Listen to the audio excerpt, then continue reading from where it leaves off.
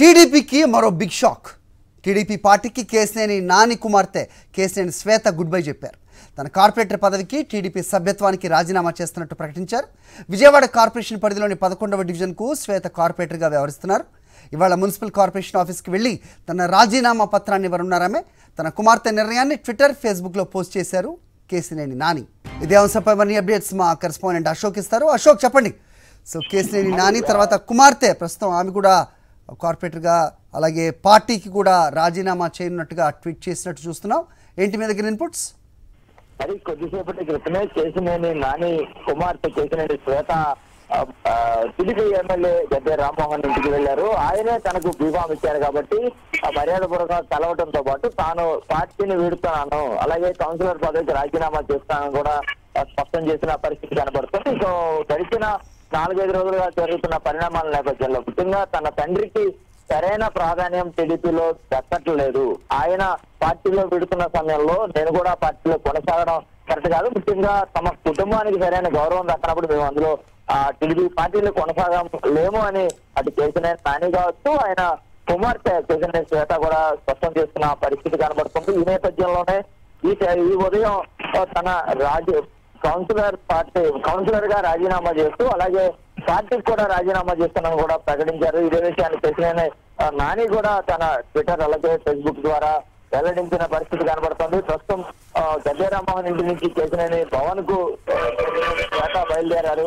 ఆ తర్వాత మేయర్ ను కలవబోతున్నారు. కలిసి తన రాజీనామాను ఇస్తున్నారు. రాజీనామా చేసుకున్న తర్వాత వెంటనే పార్టీకి కూడా రాజీనామా చేయబోతున్నారు. అయితే ఇప్పటి వరకు కూడా ఆమె ఈ వ్యవహారాల మీద పూర్తిగా స్పందించలేదు.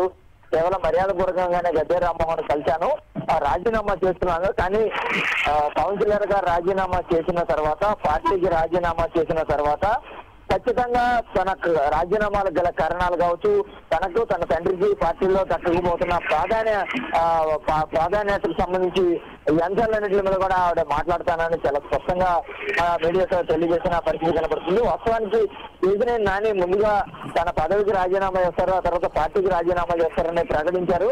కానీ ఆయన కంటే ముందే తన కుమార్తెతో కేశినేని నాని అటు కౌన్సిలర్ పదవి కావచ్చు, ఇటు పార్టీ పదవి కావచ్చు రాజీనామా చేస్తూ ఉంటాం కొంత చర్చనీయాంశంగా మారిన పరిస్థితి కనబడుతోంది.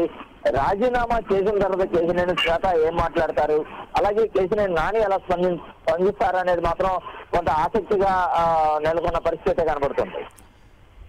రైట్. సో వాళ్ళ తండ్రి అంటే కేశినేని నానిని పొమ్మనకుండానే పొగబెట్టారు. ఆ తర్వాత పరిణామాలు మనం చూసాం. సో ప్రస్తుతం శ్వేతను అంటే ఆవిడ వారించే ప్రయత్నం ఏమైనా చేస్తున్నారా గద్దె రామ్మోహన్? అప్డేట్ ఏమైనా ఉందా మీ దగ్గర?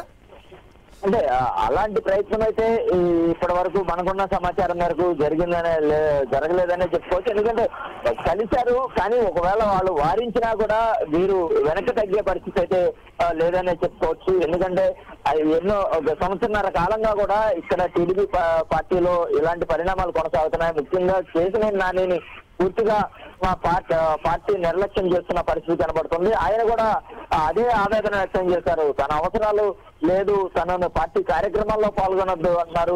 ఇరువురులో పెద్ద బహిరంగ సభ ఏర్పాటు చేసుకుని కనీసం తనను ఆ బహిరంగ సభకు సంబంధించిన ఏర్పాట్లలోనూ భాగస్వామ్యం కానివ్వకుండా చేశారు. తనను రావద్దని చెప్పి తన కోసం వేదిక మీద ఒక సీటు కేటాయించిన ఇలాంటి అన్ని పరిణామాల మీద కూడా కేశినేని నాని ఇంకా అసంతృప్తిగానే ఉన్నారు. ఖచ్చితంగా తన నిర్ణయానికి ఆయన కట్టుబడి ఉన్నారు. అదే క్రమంలో తండ్రి అంటే కుమార్తె కూడా నడిచేందుకు సిద్ధంగా ఉన్న పరిస్థితి అయితే మనకి చాలా స్పష్టంగా తెలుస్తోంది.